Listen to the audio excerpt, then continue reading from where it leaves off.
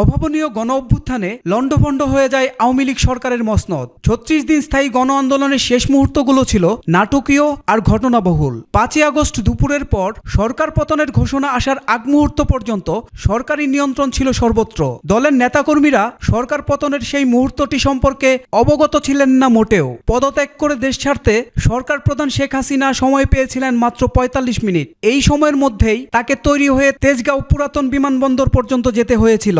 শেখ হাসিনাকে নিয়ে সামরিক বিমান যখন যাত্রা করে তখন সেখান থেকে কয়েকশো গজ দূরে আগারগাঁওয়ে লাখো মানুষের স্রোত। কিছু সময়ের মধ্যেই গণভবন, সংসদ ভবন এলাকা দখলে নেয় আন্দোলন বিজয়ী জনতা। এমন অবস্থায় আওয়ামী লীগের দলীয় মন্ত্রী, এমপি এবং সিনিয়র নেতারা কে কোথায় গেছেন এই জিজ্ঞাসা অনেকের। বলা হচ্ছে সিনিয়র নেতাদের অনেকে ক্যান্টনমেন্টে আশ্রয় নিয়েছেন, আবার কেউ কেউ আত্মগোপনে চলে গেছেন। তবে পরিস্থিতি আঁচ করতে পেরে সরকার পতনের আগেই অনেক মন্ত্রী, এমপি বিদেশ চলে যান। বঙ্গবন্ধু পরিবারের কয়েকজন সদস্যও ৫ই আগস্টের আগেই দেশ ছাড়েন। রাজনীতির সঙ্গে সংশ্লিষ্ট বঙ্গবন্ধু পরিবারের বেশিরভাগ সদস্যই এখন আর দেশে নেই। ৫ই আগস্টের আগে ও পরে তারা দেশ ছেড়ে যান বলে নির্ভরযোগ্য সূত্র নিশ্চিত করেছে। ৫ই আগস্ট দুপুরে তড়িঘড়ি পদত্যাগ করে সামরিক বিমানে দেশ ছাড়েন শেখ হাসিনা ও তার ছোট বোন শেখ রেহানা। ওই দিন তারা দুজনেই গণভবনে ছিলেন। ধারণা করা হচ্ছে শেখ হাসিনা ও শেখ রেহানা ছাড়া পরিবারের আর কোনো সদস্য তখন দেশে ছিলেন না। থাকলে তারাও ওই বিমানেই দেশ ছাড়তেন। শেখ হাসিনার ছেলে সজীব ওয়াজেদ জয়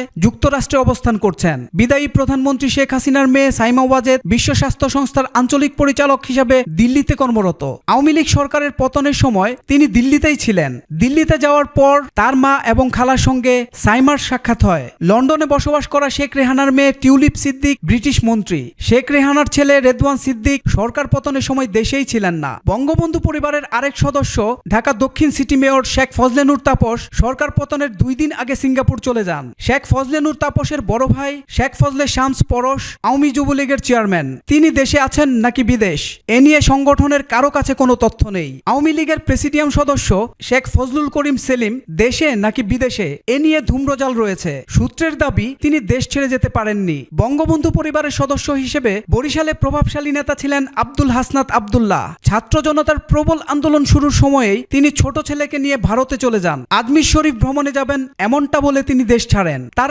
আরেক ছেলে বরিশাল সিটির সাবেক মেয়র সেরনিয়াবাদ সাদিক আব্দুল্লাহ এবং আবুল হাসনাত আব্দুল্লাহর ছোট ভাই সিটির বর্তমান মেয়র সেরনিয়াবাদ আব্দুল খায়ের আব্দুল্লাহ দেশেই আত্মগোপন করে আছেন। বাগেরহাট ১ আসনের সাবেক এমপি শেখ হেলাল সরকার পতনের আগেই দেশ ছাড়েন বলে নির্ভরযোগ্য সূত্র জানিয়েছেন। তিনি দেশ ছাড়লেও তার ছেলে বাগেরহাট ২ আসনের সাবেক এমপি শেখ সারহান নাসের তন্ময় দেশেই আত্মগোপনে আছেন। শেখ হেলালের ভাই খুলনা ২ আসনের সাবেক এমপি শেখ সালাউদ্দিন জুয়েলকে সরকার পতনের পর টঙ্গিপাড়ায় দেখা গেছে বলে স্থানীয়রা জানিয়েছেন। এরপর থেকে তিনি আত্মগোপনে। তিনি দেশে নাকি বিদেশে চলে গেছেন তা স্পষ্ট নয়। সোহেল মাহমুদ, দৈনিক নতুন সময়, ঢাকা।